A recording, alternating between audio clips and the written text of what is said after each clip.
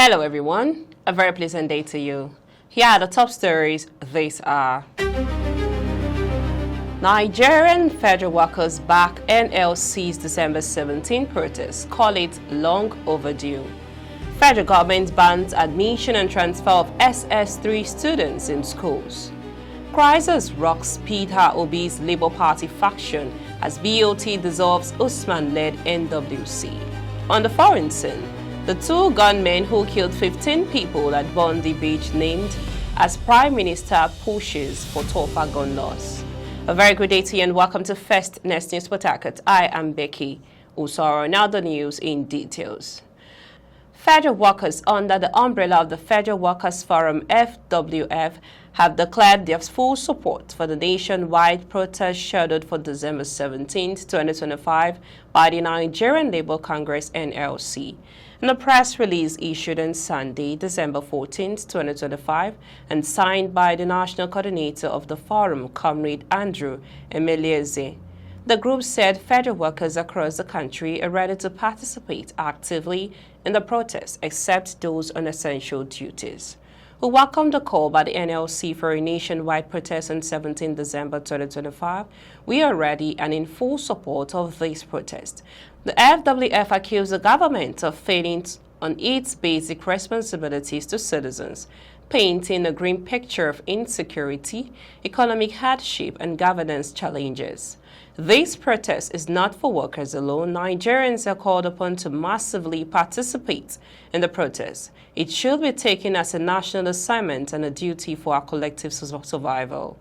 Highlighting the state of the health sector, the FWF lamented what it described as government indifference to strikes and negotiations. We are in a country where health workers go on strike and the response from government is so poor, no head, no tail, Emelieze said.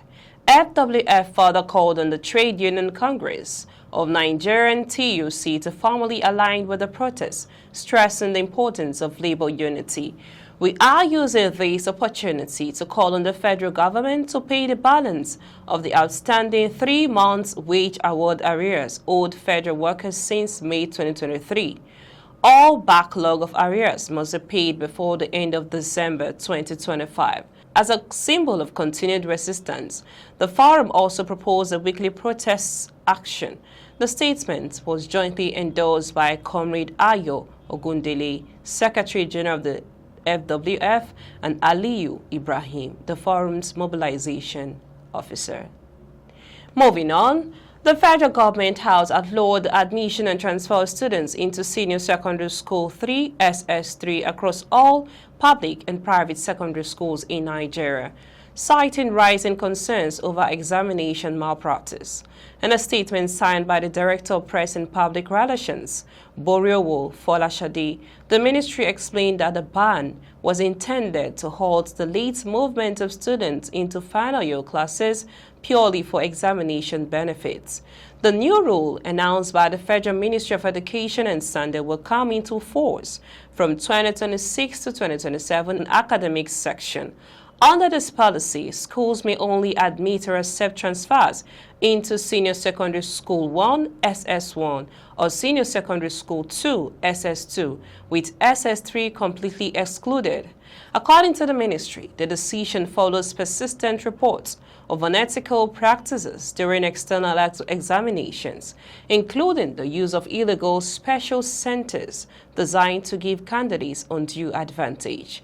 The ministry reaffirmed that the federal government's commitment to improving academic standards and ensuring that assessment processes reflect genuine learning rather than manipulation. With the 2026-2027 academic calendar set as the commencement date, stakeholders have been advised to adjust their admission practices accordingly, as no waiver or special approval will be granted for SS3 entry under any circumstances. You are listening to news on First Next News Port Harcourt. Let's go for a short break. When we return to bring to you more details as crisis rocks Peter Obi's Labour Party faction as BOT dissolves Usman-led NWC. On the foreign scene, the two gunmen who killed 15 people at Bondi Beach named as Prime Minister pushes for tougher gun laws. Please stay with us. Welcome back. In case you're just joining us, you're listening to News on First News Port Harcourt. We now bring you the rest of the news. A fresh and significant leadership crisis has erupted within the Labour Party LP, deepening the struggle for control of the party structures.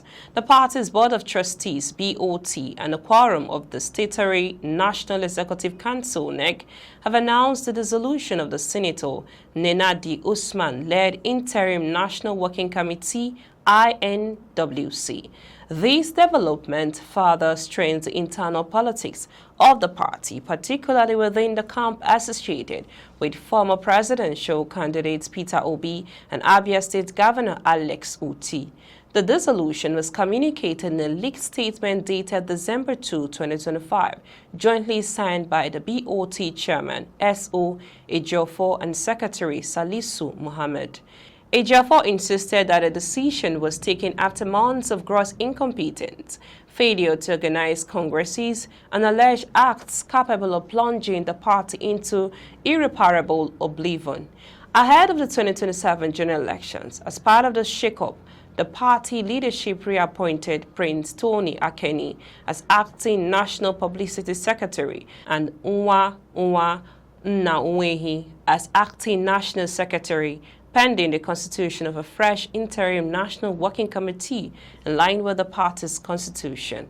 The statement traced the crisis to the September 4, 2024 appointment of the Nenadi Committee in Umuahia, Abia State, with a 90-day mandate to conduct nationwide state congresses and the National Convention in line with a 2018 consent judgment and an INEC brokered settlement.